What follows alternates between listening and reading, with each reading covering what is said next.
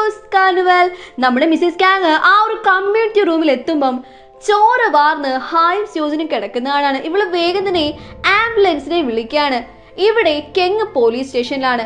ഡാൻറ്റെ ജപ്പാനിലേക്കാണ് കടന്നളഞ്ഞെന്ന് പോലീസുകാർക്ക് മനസ്സിലായി. അപ്പൊ അവൻ രക്ഷപ്പെട്ട അതേ ബോട്ടില് കെങ്ങും ഉണ്ടായിരുന്നു എന്നുള്ള റിപ്പോർട്ട് ഇവർക്ക് കിട്ടിയിരിക്കുകയാണ്. ഡാൻറ്റനെ രക്ഷപ്പെടുത്താൻ ശ്രമിച്ചത് ഈ ഒരു കെങ് ആയിരിക്കുമല്ലോ. അതുകൊണ്ട് തന്നെ അവൻ എവിടെയാണ് ഒളിച്ചിരിക്കുന്നതെന്നും ഇവക്കറിയാം. അങ്ങനെ അവര് ചോദിക്കുമ്പം കെങ് പറയുന്നുണ്ട്, എനിക്കറിയില്ല അച്ഛനെ ഞാനാണ് രക്ഷിച്ചത്, പക്ഷെ അയാൾ എവിടെയാണുള്ളതെന്ന് എനിക്കറിയില്ല. ഇങ്ങനെ ഇവര് സംസാരിച്ചോണ്ടിരിക്കുന്ന സമയം സുറിയോനും ഹോനും അങ്ങോട്ടേക്ക് വരികയാണ്. അപ്പം കെങ് പറയുന്നുണ്ട്, ഇവരുമായിട്ട് എനിക്ക് യാതൊരു ബന്ധവുമില്ല. എൻ്റെ അമ്മ മരിച്ചു പോയതാണ്. ഞാൻ എൻ്റെ അച്ഛൻ്റെ കൂടാണ് ഇത്രയും നാളും ഉണ്ടായിരുന്നത്. നിങ്ങൾ എന്നെ ജയിലിലേക്ക് അയക്കൂ എന്നൊക്കെ ഇവിടെ കിടന്ന് ബേളം വെക്കാണ്. സുരനാണെങ്കിൽ ഒരു പോലീസുകാരുടെ കയ്യിൽ ഡാൻറ്റയുടെ വിവരങ്ങൾ, ആ ഒരു മെന്റൽ ഹോസ്പിറ്റലാണ് അവനുള്ളതെന്നുള്ള ഡീറ്റെയിൽസ് ഇവർക്ക് പറഞ്ഞു കൊടുക്കാണ്. കെങ്ങിനെയും കൂട്ടിക്കൊണ്ട് അവള് പോവാണ്. കെങ്ങിന്റെ മനസ്സിൽ ഇപ്പോഴും ആ ഒരു കുറ്റബോധം ആളെ വേട്ടയാടിക്കൊണ്ടിരിക്കുകയാണ്. മിൻസിയോനോട് താൻ എത്രയൊക്കെ ക്രൂരതയാണ് ചെയ്തിട്ടുള്ളത്, റോനയുടെ അമ്മയുടെ മരണത്തിനും തനിക്ക് പങ്കുണ്ട് എന്നെല്ലാം പറഞ്ഞ് അവളിങ്ങനെ കരഞ്ഞോണ്ടിരിക്കുകയാണ്. സുരൻ പറയുന്നു, നീ ചെയ്തൊക്കെ തെറ്റാണ്, പക്ഷേ അതിനുള്ള പ്രായച്ചിത്തമായിട്ട് നീ അതിൽ നിന്ന് ഓടി ഒളിക്കുകയല്ല ചെയ്യണ്ടേ, അതിനെ ഫേസ് ചെയ്യണം എന്ന് പറഞ്ഞ് ഇവളെ ചേർത്ത് പിടിക്കാണ്. ഈ ഒരു സമയം നമ്മുടെ ഹൂന്റെ ഫോണിലേക്ക് കോൾ വരുന്നുണ്ട്. മിസ്സിസ് കാങ് ആയിരുന്നു. നടന്ന കാര്യങ്ങളെല്ലാം അവരെ അറിയിക്കാണ്. അങ്ങനെ അവര് മൂന്നുപേരും ആ ഒരു ഹോസ്പിറ്റലിൽ എത്താണ്. ഹായുടെ നില വളരെയേറെ ഗുരുതരാണ്. അവന്റെ തലയ്ക്ക് നല്ല രീതി പരിക്കേറ്റിട്ടുണ്ട്. അവനാണെങ്കിൽ ഇപ്പൊ സർജറിയിലാണ്. സ്യൂസിന്റെ മേലേക്ക് അത്രയും വലിയൊരു ലൈറ്റ് വീണെങ്കിലും അവക്ക് കാര്യമായ പരിക്കുകളൊന്നുമില്ല. ഒരു ചെറിയ സർജറി കഴിഞ്ഞ് സ്യൂസിനെ അവിടെ അഡ്മിറ്റ് ചെയ്തേക്കാണ്. വിവരാറിന്റെ എൻബിയോള് അങ്ങോട്ടേക്ക് ഓടി വരുന്ന സമയം കെങ് ഇവളോട് വഴക്കി നിൽക്കുന്നുണ്ട്. നിന്റെ അമ്മ സമനില തെറ്റിയ പോലൊക്കെ പെരുമാറുന്നെന്ന് അറിഞ്ഞല്ലോ, വെറുതെ എല്ലാം വെറും അഭിനയമല്ലേ. അപ്പൊ എൻബിയോള് ഇവളോട് സംസാരിക്കാൻ നിൽക്കാതെ അവളുടെ അമ്മയുടെ അടുത്തേക്ക് ചെല്ലുമ്പം അവിടെ സുരൻ ഉണ്ടായിരുന്നു കേട്ടോ. സുരനാണെങ്കിൽ സ്യൂസിനെ നോക്കി പറയാണ്, മതി നിന്റെ ഇനിയൊക്കെ ഉണരൂ എന്ന് പറഞ്ഞോണ്ട് അവിടെ വെള്ളമെടുത്ത് സ്യൂസിന്റെ മുഖത്തേക്ക് ഒഴിക്കുന്നുണ്ട്. എൻബിയോളാണെങ്കിൽ സുരനെ തടയുന്നുണ്ട്. എന്റെ അമ്മയ്ക്ക് ആകെ വയ്യാതിരിക്കുക, ദയവ് ചെയ്ത് ആന്റി ഇവിടുന്ന് പോണം എന്നൊക്കെ എൻബിയോള് പറയുന്നുണ്ട്. അപ്പൊ ഈ ഒരു സമയം സ്യൂജൻ കണ്ണു തുറക്കുന്നുണ്ട്. എന്നാൽ അവളാണെങ്കിൽ ഭയങ്കര വിയേർഡായിട്ടാണ് ബിഹേവ് ചെയ്യുന്നത്. സുരൻ പറയുന്നുണ്ട്, മതി നിന്റെ അഭിനയമൊക്കെ, ഇങ്ങനെയൊക്കെ ചെയ്താ നിനക്ക് രക്ഷപ്പെടാൻ പറ്റുമെന്ന് തോന്നുന്നുണ്ടോ, നിന്നെ എന്നേക്കുമായിട്ട് തകർത്തിട്ടേ ഞാൻ അടങ്ങുള്ളൂ എന്ന് പറഞ്ഞ് സൂര്യൻ അവിടുന്ന് പോവാണ്. അപ്പൊ ഇവളവിടുന്ന് പോകുന്ന ടൈം തന്നെ കുറെ പലിശക്കാരും ഇങ്ങോട്ടേക്ക് വരുന്നുണ്ട്. സ്യൂജനാണെങ്കിൽ സമനില പറ്റിയ പോലെയാണ് പെരുമാറുന്നത്. എൻബിയോളിനെ പോലും അവൾക്കറിയില്ല എന്ന് പറയാണ്. ഞാൻ ആരാണ്, ഞാൻ എവിടെയാണ് എന്നൊക്കെയാണ് സ്യൂജൻ പറഞ്ഞുകൊണ്ടിരിക്കുന്നത്. അപ്പൊ ഈ ഒരു പലിശക്കാർ ഇങ്ങോട്ടേക്ക് വന്നിട്ട് ഭയങ്കരമായിട്ട് ബഹളം ഉണ്ടാക്കൊണ്ടിരിക്കുകയാണ്. റോനയ്ക്ക് ചെറിയ പരിക്കുകളെ പറ്റിയിട്ടുള്ളൂ. അവളാണെങ്കിൽ ഹായുടെ അവസ്ഥയിൽ ഇങ്ങനെ കരഞ്ഞുകൊണ്ടിരിക്കുകയാണ്. സുറിയോൻ അവളെ ആശ്വസിപ്പിക്കുകയാണ്. ഇവിടെ സെക്രട്ടറി എൻബിയോളോട് പറയുന്നുണ്ട്, ചിലപ്പം ആ ഒരു ആക്സിഡന്റ് ഉണ്ടായ ഷോക്കായിരിക്കും ഇത് എന്നൊക്കെ പറഞ്ഞുകൊണ്ടിരിക്കുകയാണ്. അപ്പൊ ഈ ഒരു മുറിയില് ആ ഒരു പലിശക്കാരെല്ലാം ഇരിപ്പുണ്ട് കേട്ടോ. അവരാണെങ്കിൽ വലിച്ചു വാരി ഫുഡ് കഴിച്ചുകൊണ്ടിരിക്കുകയാണ്. അപ്പൊ എൻബിയോള് ചോദിക്കുന്നുണ്ട് ഇവരോട്, നിങ്ങൾക്ക് എങ്ങനെ തോന്നുന്നു ഒരു ആശുപത്രിയിൽ വന്ന് ഇങ്ങനെയൊക്കെ ചെയ്യാൻ? അപ്പൊ ഇതിലൊരാള് ഇവളോട് ദേഷ്യപ്പെട്ടുകൊണ്ട് അവന്റെ കയ്യിലുണ്ടായിരുന്ന ഫുഡൊക്കെ എടുത്ത് ഇവളുടെ മുഖത്തേക്ക് എറിയാണ്. സെക്രട്ടറി ഇവരെ തടയാൻ ശ്രമിക്കുന്നുണ്ടെങ്കിലും സെക്രട്ടറിയെ അവർ തല്ലിച്ചതയ്ക്കാണ്. അതിലുണ്ടായിരുന്ന ഒരു വ്യക്തിയാണെങ്കിൽ എൻബിയോളിനോട് വളരെ മോശമായി തന്നെ സംസാരിക്കുകയാണ്. ഇത് കേട്ട സ്യൂജനാണെങ്കിൽ അവന്റെ ചെവി കടിച്ച് പറിക്കുകയാണ്. സ്യൂജിനെ ഉപദ്രവിക്കാൻ മറ്റുള്ളവർ ശ്രമിക്കുന്നെങ്കിലും അവൾ അലറി വിളിക്കാണ് കേട്ടോ. സമനില പറ്റിയ പോലെ പെരുമാറിക്കൊണ്ടിരിക്കുകയാണ്. എൻബിയോള് ആകെ ബഹളം വെച്ചോണ്ട് ആ ഒരു പലിശക്കാരെയെല്ലാം അവിടെ നടിച്ച് പുറത്താക്കുന്നുണ്ട്. ഡാൻറ്റയ്ക്ക് ഷോക്ക് ട്രീറ്റ്മെന്റ് കൊടുക്കാൻ വേണ്ടി ആ ഒരു ഗാർഡ്സ് അവനെ പിടിച്ചുകൊണ്ട് പോകുന്ന ആ ഒരു സമയം ഇവൻ അവരുടെ കയ്യിൽ നിന്ന് രക്ഷപ്പെടാൻ ശ്രമിക്കുകയാണ്. ഒരു ട്രോളിയിൽ എന്തോ ഒരു സൂപ്പും കൊണ്ട് ആളുകൾ പോകുന്നുണ്ടായിരുന്നു. അതൊക്കെ ഇവർ തട്ടിമറിച്ച് അവന്റെ ദേഹത്തേക്ക് തന്നെ അത് വന്ന് വീണ് അവന്റെ മുഖമൊക്കെ പൊള്ളുന്നുണ്ട് കേട്ടോ. ഗാർഡ്സ് വന്ന് അവനെ തിരിച്ച് ആ ഒരു സെല്ലിലോട്ട് പിടിച്ചുകൊണ്ട് പോകാൻ പോകുന്നുണ്ടായിരുന്നെങ്കിലും അവരുടെ കയ്യിലുള്ള ഇഞ്ചക്ഷൻ ഇവനാണെങ്കിൽ അവരുടെ ദേഹത്തെ കുത്തിവെച്ച് അവിടുന്ന് ഒരു ഡോക്ടേഴ്സിന്റെ കോട്ടും അതുപോലെ ID കാർഡ് ഒക്കെ ഇട്ട് അവൻ അവിടുന്ന് കടന്ന് കളയുകയാണ്. അവൻ പറയുന്നുണ്ട്, ലോഗൻ സുറിയോൻ നിങ്ങളുടെ മരണം എന്റെ കയ്യിൽ കൊണ്ടാവും. ഇവിടെ ജേനിയും അവളുടെ അമ്മയും കൂടി റോനയെ ഇങ്ങനെ കെയർ ചെയ്തോണ്ടിരിക്കുകയാണ്. ഈ ഒരു സമയമാണ് കെങ് അങ്ങോട്ടേക്ക് വരുന്നത്. അപ്പൊ റോനയ്ക്ക് കഴിക്കാനുള്ള ഗുളിക കൊണ്ടായിരുന്നു ഇവള് വന്നത്. അപ്പൊ ജേനി മിസ്സിസ് കാങ്ങും ഒക്കെ ഇവളോട് ഇവിടുന്ന് ഇറങ്ങി പോവാൻ പറയുന്നുണ്ട്. ഇങ്ങനെയൊക്കെ ചെയ്തോണ്ട് നീ ചെയ്ത തെറ്റുകൾ ഇവിടെ ആരും മറക്കാൻ പോകുന്നില്ല. അപ്പൊ കെങ് പറയുന്നുണ്ട്, ഞാനിനി എത്ര ക്ഷമ ചോദിച്ചാലും നിങ്ങളത് അക്സെപ്റ്റ് ചെയ്യില്ലല്ലോ എന്ന് പറഞ്ഞ് ഇവളെ തിരിഞ്ഞു നടക്കാൻ ശ്രമിക്കുന്ന സമയം റോന പറയുന്നുണ്ട്, ഞാനത് സ്വീകരിക്കുകയില്ലയോ, അതൊക്കെ എന്റെ ഇഷ്ടമല്ലേ, ഞാനത് സ്വീകരിക്കുന്നവരെ നീ എന്നോട് ക്ഷമ ചോദിക്കുക, നീ എന്നോടും എന്റെ അമ്മയോടും ചെയ്ത എല്ലാ തെറ്റും പറഞ്ഞ് ക്ഷമ ചോദിക്കുക. ഈ ഒരു ടൈമില് കെങ്ങിന്റെ മനസ്സിലേക്ക് അവള് യൂൻഹയോടും റോനയോടും ചെയ്ത എല്ലാ കാര്യങ്ങളും വരികയാണ്. കുറ്റബോധം കണ്ട് അവള് റോനയുടെ മുമ്പില് മുട്ടുകുത്തി നിൽക്കുകയാണ്. ഇവിടെ ഹോസ്പിറ്റലില് ഹായുടെ നിലയെ പറ്റി ഡോക്ടർ അറിയിക്കുകയാണ്, ഇവന്റെ കണ്ടീഷൻ വളരെ സീരിയസ് ആണ്, ഒരു പക്ഷേ ജീവിതത്തിലേക്ക് തന്നെ തിരിച്ചു വരാൻ സാധ്യത വളരെ കുറവാണ്. അപ്പൊ ഇതിനെ പറ്റിയൊക്കെ ലോഗനും സുറിയോനും ഇങ്ങനെ സംസാരിച്ചിട്ടിരിക്കുകയാണ്. അപ്പൊ എൻബിയോള് സ്യോജിന് വേണ്ടി പ്രൊട്ടക്ഷൻ ഒക്കെ ഓർഡർ ചെയ്തിട്ടുണ്ട് കേട്ടോ. ശിക്ഷിക്കപ്പെടേണ്ട ആളാണ് ഇവിടെ സംരക്ഷിക്കപ്പെട്ടുകൊണ്ടിരിക്കുന്നത്. അപ്പൊ അവക്കെതിരായിട്ടുള്ള ആ ഒരു ഫൂട്ടേജ് പോലീസിൽ ഏൽപ്പിക്കാം എന്ന് ലോഗൻ പറയുന്നുണ്ടെങ്കിലും സുറിനെ തടയുകയാണ്.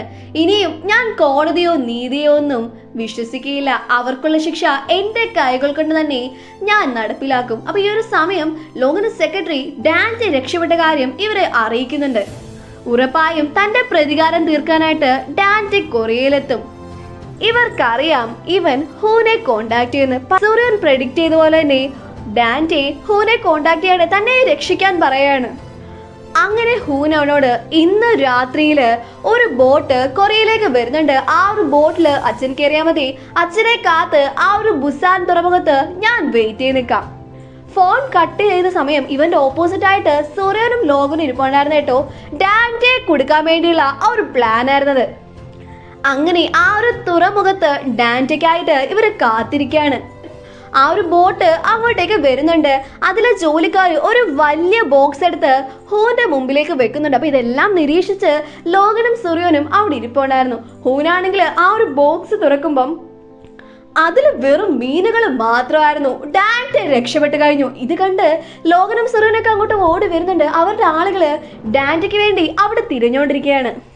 അതെ, ഹൂൺ തന്നെ ചതിക്കുമെന്ന് ഡാൻറ്റയ്ക്ക് നേരത്തെ തന്നെ അറിയായിരുന്നു. അതുകൊണ്ട് ആ ഒരു ബോട്ടിൽ നിന്ന് ചാടി അവൻ രക്ഷപ്പെട്ടായിരുന്നു. ഡാൻറ്റയെ അങ്ങനെ വെറുതെ വിടാൻ പറ്റില്ലല്ലോ. അവൻ എവിടെ ഒളിച്ചാലും അവന്റെ മാളത്തിൽ നിന്ന് അവനെ പുറത്തു കൊണ്ട് വന്നേ പറ്റൂ. ഡാൻറ്റയ്ക്കെതിരെയുള്ള എല്ലാ തെളിവുകളും സുറിയൻ പോലീസുകാരെ ഏൽപ്പിക്കാണ്. അവൻ ചെയ്തിട്ടുള്ള എല്ലാ മർഡറുകളും ന്യൂസിലൊക്കെ വരെയാണ്. ഇപ്പൊ അവനൊരു പിടികിട്ടാ പുള്ളിയാണ്. ലോഗന്റെ അച്ഛൻ ജെയിംസ് ആണെങ്കിൽ ഡാൻറ്റെ കണ്ടുപിടിച്ചു കൊടുക്കുകയാണെങ്കിൽ വലിയൊരു തുക തന്നെയാണ് അവർക്കായിട്ട് ഓഫർ ചെയ്തേക്കുന്നത്. അതിനാൽ തന്നെ ഒരു ഹോട്ടലിലോ എങ്ങും ഡാൻറ്റയ്ക്ക് ഒളിച്ചിരിക്കാൻ സാധിക്കുന്നില്ല. ഇവൻ ഓരോ ഹോട്ടലിൽ റൂം എടുക്കുന്നുണ്ടെങ്കിലും അതിന്റെ ഉടമകള് പോലീസിനെ റിപ്പോർട്ട് ചെയ്യുന്നു. അവൻ ഓടി ഒളിച്ചോണ്ടേ ഇരിക്കുകയാണ്. അങ്ങനെ എങ്ങോട്ടേക്ക് പോകണമെന്നറിയാതെ നമ്മുടെ ഡാൻറ്റെ ആ ഒരു തെരുവിലൂടെ ഇങ്ങനെ നടന്നു വരുന്ന സമയം അവിടെ പിച്ച തെണ്ടിക്കൊണ്ടിരിക്കുന്ന ഒരു ചെറുക്കനെ ഇവൻ കാണുന്നുണ്ട്. പെട്ടെന്ന് ഇവന്റെ മനസ്സ് പാസ്റ്റിലേക്ക് പോവാണ്.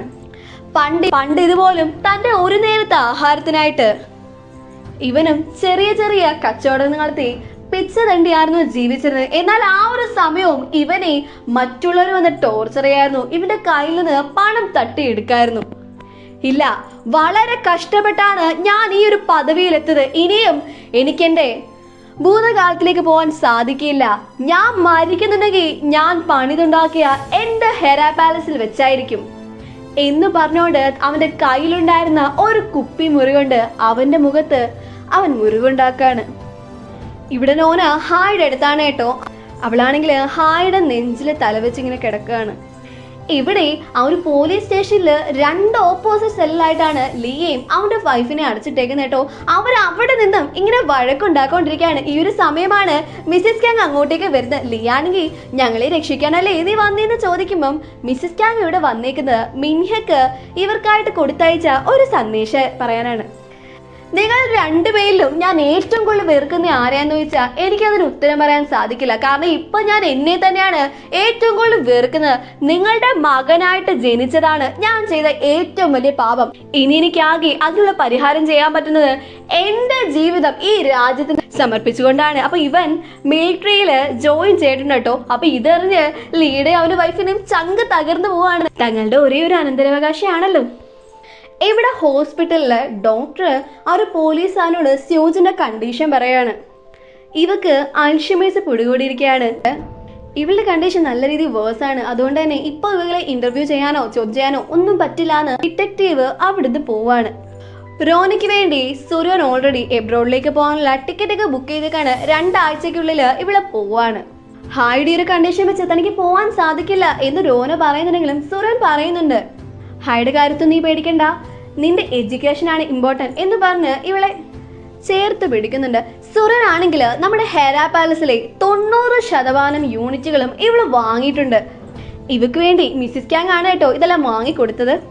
മിസ്സിസ് ക്യാങ്ങിന്റെ വീടും വിൽക്കണമെന്ന് സൂര്യൻ പറയുന്നുണ്ട്. കാരണം ഇവരെല്ലാം അപകടത്തിലാണ്. ഡാൻറ്റെ തിരിച്ചു വരാൻ പോവാണ്. ഉറപ്പായും തന്റെ ഈ ഒരു തകർച്ചയില് അവൻ എന്തും ചെയ്യും. എത്ര വലിയ അപകടമേടോലും അവൻ ഉണ്ടാക്കിയേക്കാം. അതുപോലെ ലോകനെയും സൂര്യോനെയും നിശ്ചയമാണ് അടുത്ത ആഴ്ച. ഈ ഒരു കാര്യം ഇവളെ അറിയിക്കുന്നുണ്ട്. അപ്പൊ ലോകനും സൂര്യോനും ഈ ഒരു എൻഗേജ്മെന്റ് വെച്ചേക്കുന്നതന്നെ ഡാൻറ്റെ ഈ ഒരു ഹെരാ പാലസിലേക്ക് കൊണ്ടുവരാൻ വേണ്ടിയാണ്. അവന്റെ കോട്ടയിൽ വെച്ച് അവന്റെ പ്ലാനിലൂടെ തന്നെ അവനെ ഇല്ലാതാക്കണം. അതാണ് സൂര്യോന്റെ പ്ലാൻ. സ്യോജിന്റെ കണ്ടീഷനെ പറ്റിയൊക്കെ ലോകൻ സൂര്യോനെ അറിയിക്കുന്നുണ്ട്. അപ്പൊ ഇവളെ ആക്ടിങ് ചെയ്യുവാണെന്ന് തോന്നില്ല. ശരിക്കും അവൾക്ക് അൽഷിമേഴ്സ് വന്നിരിക്കുകയാണ്. ഇവിടെ നമ്മുടെ സെക്രട്ടറി അവന്റെ അമ്മയുടെ അടുത്ത് ആ ഒരു നേഴ്സിംഗ് ഹോമിലായിരുന്നു. ഡാൻറ്റെ ഇയാളെ കാണാൻ വന്നിരിക്കുകയാണ്.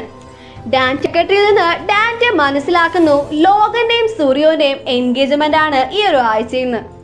അതെ, ആ ഒരു ദിവസം തന്നെ അവന്റെ പ്ലാനുകൾ നടപ്പാക്കാനുള്ള ആ ഒരു ദിവസമായിട്ട് അവൻ എടുക്കാണ്. ഈ ഒരു സെക്രട്ടറിയോട് ബോംബുകൾ കൊണ്ടുവരാൻ വേണ്ടി ഇവൻ പറയുന്നുണ്ട്. അപ്പൊ സെക്രട്ടറി ഇത് തന്നെ വേണോ, വേറൊരു പ്ലാനും ഇല്ലേ എന്ന് ചോദിക്കുമ്പം ഇയാളെ ഇവൻ തല്ലി ചതച്ചിട്ട് അവിടുന്ന് പോവാണ്. ഹെരാ പാലസില് ഒരുക്കങ്ങൾ തുടങ്ങിയിരിക്കുകയാണ് ലോകന്റെയും സൂര്യോന്റെയും ആ ഒരു നിശ്ചയത്തിന് വേണ്ടി. അതെ, ഇവിടെ ഡാൻറ്റെയും ഒരുക്കങ്ങൾ ചെയ്തുകൊണ്ടിരിക്കുകയാണ് ഹെരാ പാലസിനെ ഒരു ചോര കളമാക്കാനുള്ള. അപ്പൊ സെക്രട്ടറി ഇവനെ ആ ഒരു ബോംബുകളൊക്കെ ഏൽപ്പിക്കുന്നുണ്ട്. അതുപോലെ പെൻ ഹൗസിന്റെ മാസ്റ്റർ കീയും. അപ്പൊ ഡാൻറ്റെ അവിടുന്ന് പോയി കഴിഞ്ഞ ടൈമില് സെക്രട്ടറി ആണെങ്കിൽ പോലീസുകാരെ വിളിക്കുന്നുണ്ട് ഈ ഒരു കാര്യങ്ങൾ പറയാൻ വേണ്ടി. പക്ഷെ ഡാൻറ്റെ പോയിരുന്നില്ല, മറഞ്ഞെന്ന് ഇവരെ നിരീക്ഷിക്കായിരുന്നു. പെട്ടെന്ന് ഒരു പാറക്കല്ലെടുത്ത് സെക്രട്ടറിയുടെ തലക്കടിക്കാണ്. ഇവനെ ആ ഒരു ബിൽഡിങ്ങിൽ നിന്ന് താഴേക്ക് തള്ളിയിടുകയാണ്. ഇവൻ വേഷം മാറി ഹെരാ പാലസിൽ എത്തുന്നുണ്ട്. അവിടെ പല ഇടങ്ങളിലായിട്ട് ആ ഒരു ബോംബുകള് ഇവൻ ഘടിപ്പിച്ച് വെക്കാണ്. സൂര്യനാണെങ്കിൽ ലോകൻ കൊടുത്ത ആ ഒരു മോതിരം ഇങ്ങനെ അണിഞ്ഞോണ്ടിരിക്കുകയാണ്. ഈ ഒരു സമയം ലോകൻ അങ്ങോട്ട് വന്നിട്ട് ഇവക്ക് ഒരു മാല അണിയിച്ച് കൊടുക്കുന്നുണ്ട് കേട്ടോ. അങ്ങനെ അവരിങ്ങനെ കിസ് ചെയ്തോണ്ടിരിക്കുകയാണ്. ഡാൻറ്റെ അവരറിയാതെ ഈ ഒരു പെൻ ഹൗസിൽ കയറി പറ്റുന്നുണ്ട്. അവന്റെ ആ ഒരു സീക്രട്ട് റൂമിൽ നിന്ന് ഇവൻ നിരീക്ഷിക്കുന്നുണ്ട്. ലോകനും സൂര്യോനും ആ ഒരു ലിഫ്റ്റ് വഴി താഴേക്ക് എത്തുകയാണ്. ഈ ഒരു സമയം സൂര്യയുടെ ഫോണിലേക്ക് ഒരു കോള് വരാണ്. അവള് സ്പീക്കറിലിടുമ്പം അത് ഡാൻറ്റെ ആയിരുന്നു. ഡാൻറ്റെ അവളെ പെൻ ഹൗസിലേക്ക് 5 മിനിറ്റിനുള്ളിൽ എത്താൻ വേണ്ടി പറയാണ്. ഈ ഒരു ഹെരാ പാലസിന്റെ പല ഇടങ്ങളിലായിട്ട് ഞാൻ ബോംബ് വെച്ചിട്ടുണ്ട്, എത്രയും പെട്ടെന്ന് ഇവിടെ വരുന്നതായിരിക്കും നിനക്ക് നല്ലത്. അങ്ങനെ സൂര്യോൻ ഡാൻറ്റെ അടുത്തേക്ക് ചെല്ലാണ്. ലോകൻ ഈ ഒരു സമയം സെക്യൂരിറ്റി റൂമിൽ ചെന്ന് മൈക്കിലൂടെ അനൗൺസ് ചെയ്യുന്നുണ്ട് എത്രയും പെട്ടെന്ന് ഹെരാ പാലസിലുള്ളവരൊക്കെ പുറത്തേക്ക് പോകണം, ഇവിടെ ബോംബുകൾ ഘടിപ്പിച്ചിട്ടുണ്ടെന്ന്. അങ്ങനെ മിസ്സിസ് ക്യാങ് ആ ഒരു ആളുകളെല്ലാം പുറത്തേക്ക് ഇറക്കാനായിട്ട് സഹായിച്ചുകൊണ്ടിരിക്കുകയാണ്. ഈ ഒരു സമയമാണ് നമ്മുടെ കുട്ടികളെല്ലാം അങ്ങോട്ടേക്ക് വരുന്നത്. മിൻഹക്കും റോനിയും ഹോനും കെങ്ങും എല്ലാവരും ചേർന്ന് ഈ ഒരു ആളുകളെല്ലാം അവിടുന്ന് പുറത്തേക്ക് ഇറക്കാനായിട്ട് സഹായിച്ചുകൊണ്ടിരിക്കുകയാണ്. സൂര്യ ഒരു പെൻ ഹൗസിൽ നമ്മുടെ സൈക്കോ ഡാൻറ്റെ ഒരു വൈനെ കുടിച്ചിരിക്കുക. അങ്ങോട്ടേക്ക് സൂര്യൻ വരികയാണ്. എന്റെ കൈ കൊണ്ട് മരിക്കാൻ നീ ഇങ്ങോട്ടേക്ക് വന്നാണല്ലേ എന്ന് സൂര്യൻ പറയുമ്പം ഡാൻറ്റെ പറയുന്നത്, ഞാൻ കെട്ടിപ്പൊക്കിയ എന്റെ ഈ ഒരു ഹെരാ പാലസ് അത് നീ സ്വന്തമാക്കാൻ ആഗ്രഹിച്ചല്ലേ, എനിക്ക് കിട്ടാത്തത് ആർക്കും കിട്ടണ്ട എന്ന് പറഞ്ഞ് അവനൊരു റിമോട്ട് എടുക്കാണ്. ഞാനിത് ആക്ടിവേറ്റ് ആക്കുകയാണെങ്കിൽ ഈ ഒരു ഹെരാ പാലസിലുള്ള ഓരോ ബോംബുകളും ആക്ടിവേറ്റ് ആയി ഇവിടെ എല്ലാം പൊട്ടിച്ചിതറാൻ പോവുകയാണ്. സൂര്യൻ തന്റെ കയ്യിലുണ്ടായിരുന്ന ഒരു ഗണ്ണെടുത്ത് അവന് നേരെ ചൂണ്ടാണ്. ആ ഒരു റിമോട്ട് കളയാൻ വേണ്ടി പറയാണ്. ഡാൻറ്റെ പറയുന്നുണ്ട്, നിന്റെ അച്ഛന്റെ ആ ഒരു കമ്പനിക്കാരനാണ് എന്റെ അമ്മയും അതുപോലെ സഹോദരിയും മരിച്ചത്. സൂര്യൻ പറയുന്നത്, ശരിക്കും ഈ ഒരു ഷോൺസോ ഡിസ്ട്രിക്ട് പണ്ട് മുതലേ ഇവളുടെ അച്ഛന്റെ സ്വന്തമായിരുന്നു. ആ ഒരു സ്ഥലത്താണ് ഡാൻറ്റയുടെ കുടുംബമൊക്കെ കടന്നു കയറി താമസിക്കുന്നത്. പക്ഷെ അന്ന് രാത്രി നടന്ന ആ ഒരു സംഭവത്തില് ഇവളുടെ അച്ഛന്റെ പങ്കില്ല. മിസ്റ്റർ ബേക്കിന്റെ അച്ഛനാണ് ആ ഒരു ഇൻസിഡന്റ് തന്നെ ഉണ്ടാക്കിയത്. ഡാൻറ്റെ പറയുന്നു, നിന്നെ ഞാൻ ഇല്ലാതാക്കും, നിന്റെ ഭർത്താവിനെ കൊന്നോലെ, നിന്റെ മകളെ കൊന്നോലെ, നിന്റെ കൂട്ടുകാരി യൂൻഹെ കൊന്ന പോലെ നിന്നെയും ഞാൻ ഇല്ലാതാക്കും. ഈ ഒരു ടൈമിൽ ആകെ ദേഷ്യം കയറിയ സൂര്യോൻ ഇവരൊരു തോളിലേക്ക് ഷൂട്ട് ചെയ്യാണ്. നീ ഇത്രയും നാളും കൊന്നൊടുക്കിയ പാവങ്ങൾക്ക് വേണ്ടി എന്ന് പറഞ്ഞ് അവന്റെ മറ്റേ തോളിലും ഷൂട്ട് ചെയ്യാണ്. പെട്ടെന്ന് ഡാൻഡിയെ ബോധം കെട്ട് വീഴാണ്. ഈ ഒരു സമയം സൂര്യോൻ ആ ഒരു റിമോട്ട് കൈക്കലാക്കി തിരിയുന്ന ഈ ഒരു സമയം ഡാൻഡിയെ അവിടെ കിടന്നൊരു കുപ്പിച്ചിലെടുത്ത് ഇവളുടെ കാലിലേക്ക് കുത്തി കയറ്റാണ്. അവളുടെ കയ്യിലുണ്ടായിരുന്ന ആ ഒരു റിമോട്ടും ഗണ്ണും എങ്ങോട്ടേക്ക് പോയി വീഴാണ്. ഇവര് തമ്മില് ഒരു പിടി വലി ഉണ്ടാവാണ്. ഡാൻഡിയുടെ തലയിലേക്ക് സൂര്യോൻ എന്തൊക്കെയോ എടുത്ത് അടിക്കുന്നുണ്ട് കേട്ടോ. അങ്ങനെ ഡാൻഡിയപ്പം ആ ഒരു റിമോട്ടിനടുത്തേക്ക് നീങ്ങിക്കൊണ്ടിരിക്കുകയാണ്. ഇത് കണ്ട സൂര്യോൻ അവളുടെ ആ ഒരു ഗണ്ണ് കൈക്കലാക്കി ഇവനെ നേരെ പോയിന്റ് ചെയ്ത് നിൽക്കാണ്. ഡാൻഡി ആ ഒരു റിമോട്ടുമായിട്ട് ആ ഒരു ജനലിന്റെ അടുത്തേക്ക് ചെല്ലാണ്. ഷിം സൂര്യോൻ നീ മരിക്കാൻ പോവാടി എന്ന് പറഞ്ഞ് ഇവനിത് ആക്ടിവേറ്റ് ആക്കാൻ ഒരുങ്ങുന്ന ആ ഒരു സമയം സൂര്യോൻ ഷൂട്ട് ചെയ്യാണ്. കറക്റ്റ് ആ ഒരു ബുള്ളറ്റ് ഇവന്റെ നെറ്റിയിൽ തന്നെ കൊള്ളുകയാണ്. അവന്റെ പിന്നിലുണ്ടായിരുന്ന ആ ഒരു ഗ്ലാസും പൊട്ടിച്ചിതറാണ്. അതേസമയം തന്നെ ഡാൻഡിയുടെ ആ ഒരു വിരലുകൾ ആ ഒരു റിമോട്ടിൽ പ്രസ് ചെയ്യാണ്. അതെ, ബോംബുകളെല്ലാം ആക്ടിവേറ്റ് ആയിരിക്കുകയാണ്. ബാലൻസ് ചെയ്ത ഡാൻഡി അവിടുന്ന് താഴേക്ക് വീഴാണ്. അതെ, 100ാമത്തെ നിലയിൽ നിന്ന് അവൻ താഴേക്ക് പതിക്കുകയാണ്. ആ ഒരു ഗ്ലാസ് ഒക്കെ ചിന്നി ചിതറിച്ചുകൊണ്ട് ഇവൻ താഴേക്ക് വീഴാണ്. ഹെര പ്രതിമയുടെ താഴെയുള്ള ആ ഒരു ഫൗണ്ടെയിൻ ഇവൻ പോയി വീഴാണ്. സൂര്യോൻ ആ ഒരു ഷോക്കില് ഇങ്ങനെ പെൻ ഹൗസിൽ ഇരിക്കുകയാണ്. ഹെര പാലസിലുണ്ടായിരുന്ന ഓരോ ബോംബുകളും ഇപ്പം ബ്ലാസ്റ്റ് ആയിക്കൊണ്ടിരിക്കുകയാണ്. ആ ഒരു ഹെര പ്രതിമയും ഹെര ക്ലബും സൂര്യോന്റെയും ലീഡും ഒക്കെ വീടുകള് ചിതറാണ്. കൊറിയയിലെ നമ്പർ 1 ബിൽഡിംഗ് ആയിട്ടുള്ള ആ ഒരു സാമ്രാജ്യം ഇവിടെ തകർന്ന് വീഴുകയാണ്. ഇത് കെട്ടിപ്പൊക്കിയ ആ ഒരു പ്രഭുവും അതിനുള്ളിൽ തന്നെ മരിച്ചു കിടക്കാണ്. അതെ, അവൻ കെട്ടിപ്പൊക്കിയ അവന്റെ കോട്ട തന്നെ അവന്റെ കുഴിമാടമായി മാറിയിരിക്കുകയാണ്. അപ്പൊ ഗായ്സ്, നമുക്ക് അടുത്ത പാട്ടിൽ കാണാം കേട്ടോ. Stay tuned.